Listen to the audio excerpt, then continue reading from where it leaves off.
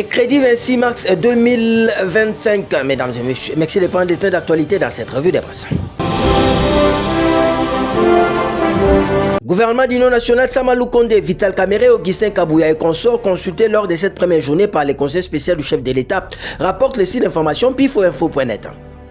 En quoi ceci une information générale? Le premier jour de consultation pour la formation du gouvernement d'Union nationale, Désiré Cachemire et Berhan Kolongele a échangé avec les leaders de l'Union sacrée, plateforme qui soutient le président Félix Antoine Tshisekedi. Parmi ces figures consultées, c'est lundi 24 mars 2025, on note Jean-Michel Samalou Kondé, Vital Kamerhe, ensuite après ministre chef du gouvernement Judith Suminwa Tsuluka, le secrétaire permanent de l'Union sacrée, le député national André Mbata et le président Haï de l'UDPS, Augustin Kabouya.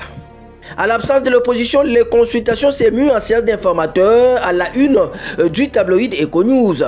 Pour notre confrère, la nomination même de Kolongele, perçue comme un contournement des canaux traditionnels du parti au pouvoir UDPS, crispe l'aile dure de ces derniers. Cette pilule passe mal dans les gorges de certains, confie une source interne, évoquant des rivalités latentes. Plus grave encore, des fissures apparaissent au sein de l'Union sacrée. Vital Kamerhe, président de l'Assemblée nationale et figure influente, a dénoncé lundi les manœuvres de certains caciques de l'Union sacrée qui, selon lui, planteraient déjà les décors de l'échec du futur gouvernement dit de l'Union nationale. L'opposition tourne les dos à Tshisekedi et titre les titres d'information générale Congo Nouveau.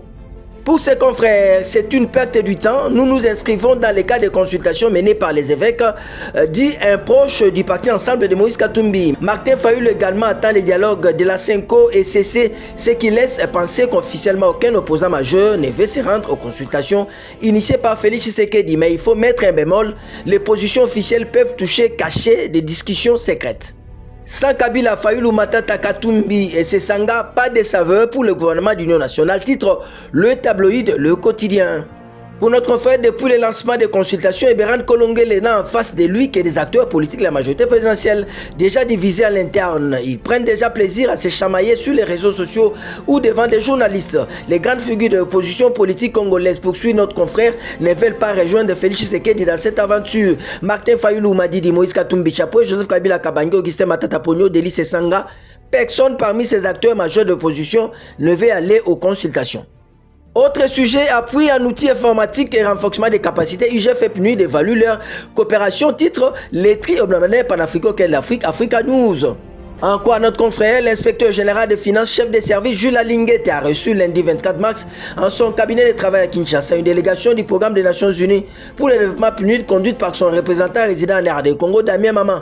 Au cours de leur échange, les deux parties ont évalué la coopération qui existe entre les deux institutions, notamment dans les domaines de l'informatique et du renforcement des capacités. Aussi, les deux parties ont examiné les besoins futurs de l'IGF en vue d'une intervention mieux ciblée du PNUD dans l'objectif de consolider leur partenariat. On va terminer en sport avec ces titres du site d'information générale nouveaumédia.cd. Éliminatoire mondial 2026, les Léopards réalisent un vrai hold-up à Nouakchott. Pour notre confrère, la RDC menait au score depuis la 4e minute grâce au but rapide de Charles Piquel Monguinda. Elle a su bien gérer cette première période avec sérieux et intensité. Mais la victoire des Congolais s'est dessinée alors qu'on s'encheminait vers la fin de la partie. Un but de Fiston Mayele a cloué définitivement le Mauritanien. C'en est donc fini pour cette revue de presse. Au revoir et à demain. Bendele Koyate, Congolais Téléma.